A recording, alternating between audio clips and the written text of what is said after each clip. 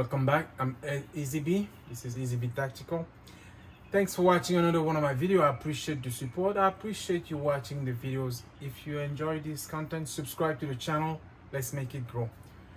I do fancy an AK-47. So a couple of months ago, I was able to get on the action when Kalashnikov USA did a President's Day special event where for about $1,000 you were getting a mystery box and they will send you one of the products. So I did that back in April and this is what I got. You already know from the title. I got a Kalashnikov KP9 unloaded, no ammunition. So for the $1,000 you get something from them. So in this case I got Kalashnikov USA, the backpack for the KP9, and a couple of accessories, and I'll talk about that more in the video, but one of them being this extended charging handle. So we'll talk about this a little bit today, and that's going to be the purpose of this video. It's the most, so far based on what they say, it's the most official copy of a Vitiaz submachine gun, which is a 9mm AK-47 used by the Russian forces. So I did want to have a KP9 because I never had any 9mm AK variant, and this is one of them. 9.25 inch barrel, polymer and metal. It's got the same feature that an AK-103 kind of AKM, the safety switch like this. Same mag position, but not the same magazine. The magazines, of course, are polymer double column magazine, which are very similar to the magazine from the PPS 43. So this is a PPS mags. The KP9 magazine of Vitiaz mags were really inspired by this design. So double column, same kind of shape, although the PPS 43 is a little longer. So the KP9 comes with a 30 round magazine. It comes only with one magazine. I bought an extra one.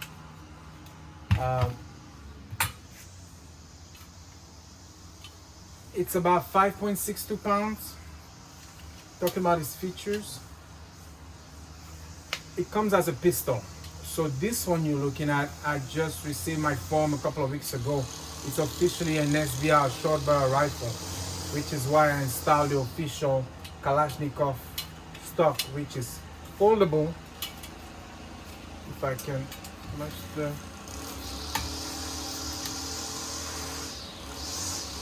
So they has a foldable stock, which recesses properly into the pin that's built under the rifle.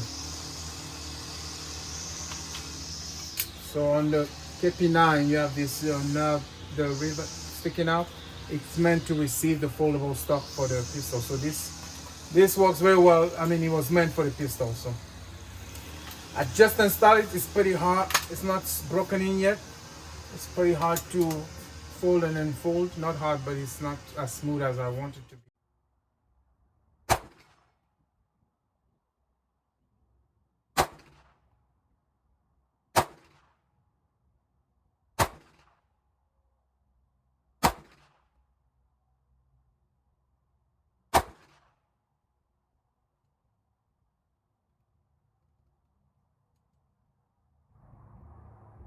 So what have I done to this so far in terms of upgrade?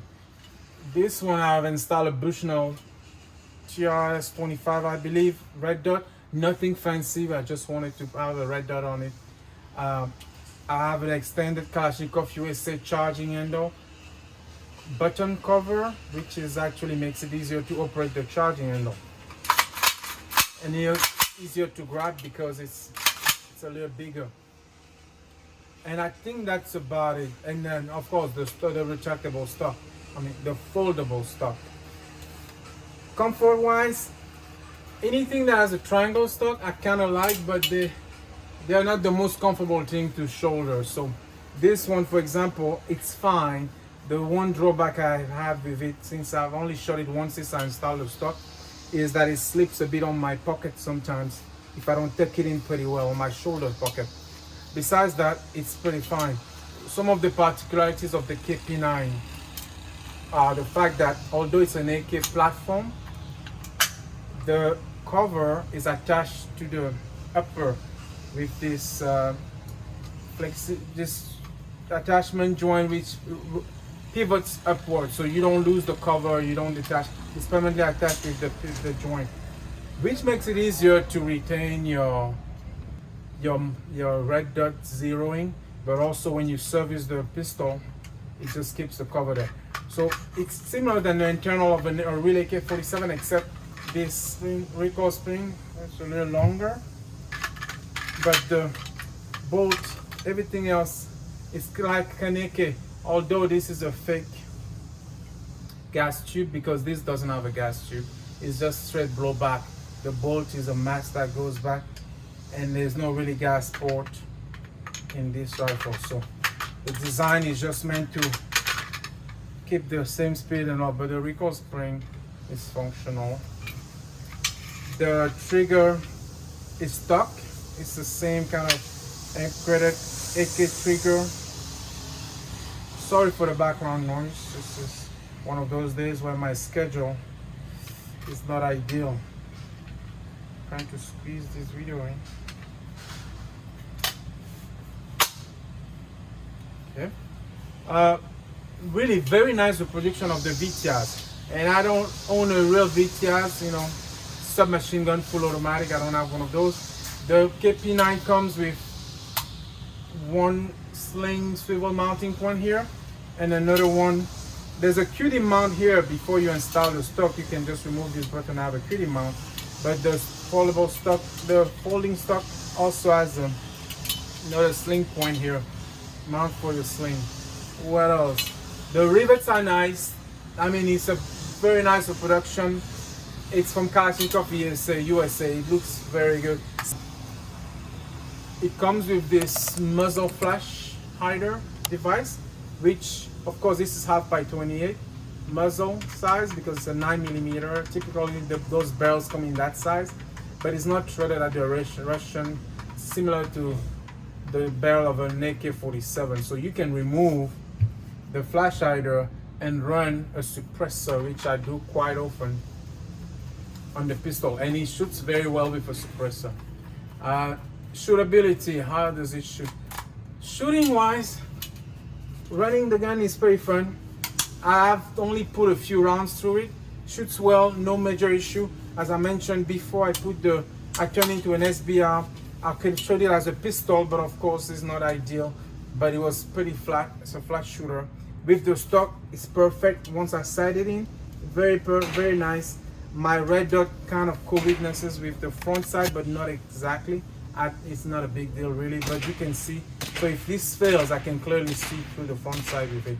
And although my rear side, yeah, actually you can see through with this bush now, because it sits a bit low at the same level and at the Picatinny rail, which is mounted to the cover.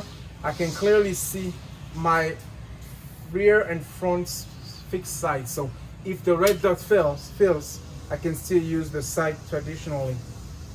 Takes a little bit of lowering my eyesight, but it works. So you can definitely run a suppressor on this. It shoots very well suppressed. I run this threaded device, threaded suppressor, or now that I just received my Omega 9K from jail, I think I'll be running the Omega 9K with a trial mount just like this eventually. So more to come on that one.